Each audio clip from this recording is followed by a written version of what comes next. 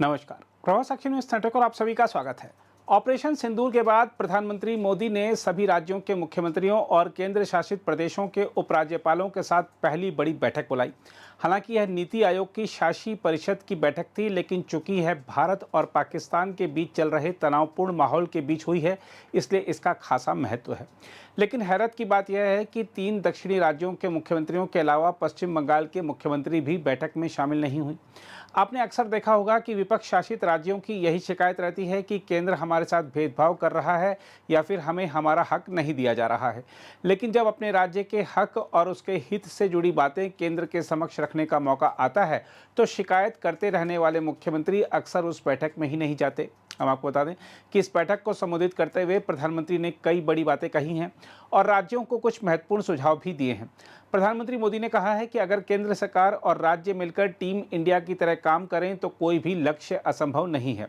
मोदी ने नीति आयोग की 10वीं शासी परिषद की बैठक में कहा कि विकास की गति बढ़ाने की जरूरत है। हम आपको बता दें कि नीति आयोग के शीर्ष निकाय शासी परिषद की बैठक का विषय 2047 में विकसित भारत के लिए विकसित राज्य है। मोदी ने कहा, विकसित भारत हर भारतीय का लक्ष्य है। जब हर राज्य विकसित होगा तो भारत विकसित होगा। यह इसके 140 करोड़ नागरिकों की आकांक्षा है। मोदी ने कहा, हमारा लक्ष्य हर राज्य को विकसित, हर शहर को विकसित, हर नगर पालिका को विकसित और हर गांव को विकसित बनाना होना चाहिए। अगर हम इस दिशा में काम करेंगे तो हमें विकसित भारत बनने के लिए 2047 तक इंतजार नहीं करना पड़ेगा। उन्होंने यह भी सुझाव दिया कि राज्यों को अपने अपने यहाँ सभी सुविधाओं और बुनियादी ढांचे के साथ वैश्विक मानकों के अनुरूप कम से कम एक पर्यटन गंतव्य विकसित करना चाहिए।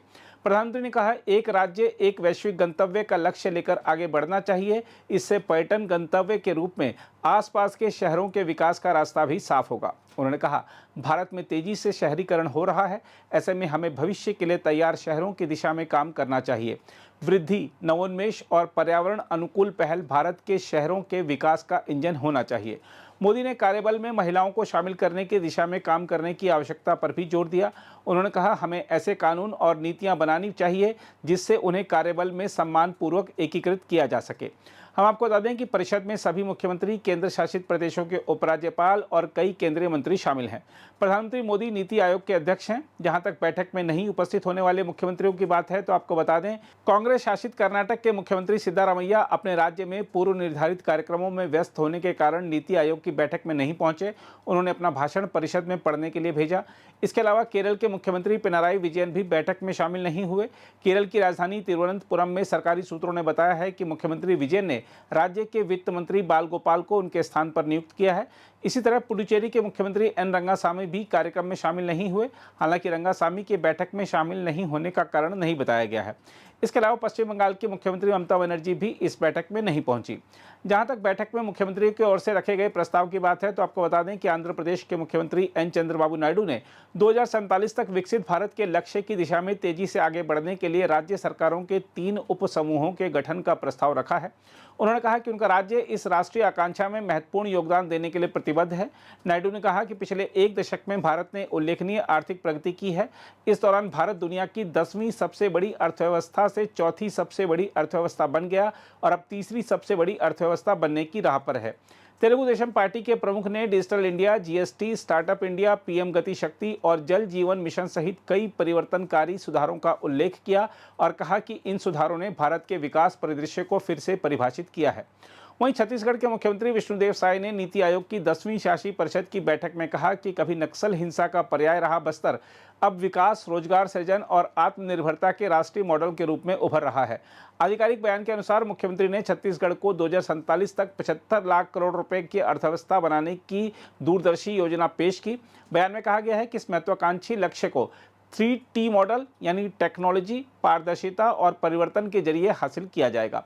विष्णुदेव साय ने इस बात पर जोर दिया कि इस योजना का उद्देश्य राज्य की प्रति व्यक्ति आय को 10 गुना बढ़ाना है और उनकी सरकार ने अगले 5 वर्षों में राज्य के जीएसडीपी को दोगुना करने का लक्ष्य रखा है। इस दीर्घकालिक विकास एजेंडे के तहत सरकार ने आर्थिक वृद्धि, सामाजिक प्रगति और पर्यावरणीय स्थिरता पर जोर दिया है। वहीं तमिलनाडु के मुख्यमंत्री एम के स्टालिन ने केंद्रीय करों में राज्य की हिस्सेदारी बढ़ाकर 50% करने की मांग की है। उन्होंने नई दिल्ली में नीति आयोग की शासी परिषद की बैठक में अलग से शहरी रूपांतरण मिशन की जरूरत भी बताई। इस दौरान उन्होंने केंद्रीय करों में राज्यों के लिए उचित 50% हिस्सेदारी की मांग की। मुख्यमंत्री ने कहा, हमें इस समय वादा किए गए केंद्रीय करों में 41% के मुकाबले केवल 33.16% मिलता है। उन्होंने कहा, अमृत 2.0 की तर्ज पर अलग से शहरी रूपांतरण मिशन की जरूरत है, क्योंकि तमिलनाडु भारत का सबसे अधिक शहरीकृत राज्य है। अगर आप भी लेना चाहते हैं देश दुनिया की तमाम जानकारी तो आज ही सब्सक्राइब करें हमारे चैनल को। साथ ही नीचे दिए बेल आइकन को जरूर दबाएं ताकि हर अपडेट आप तक पहुंच सके।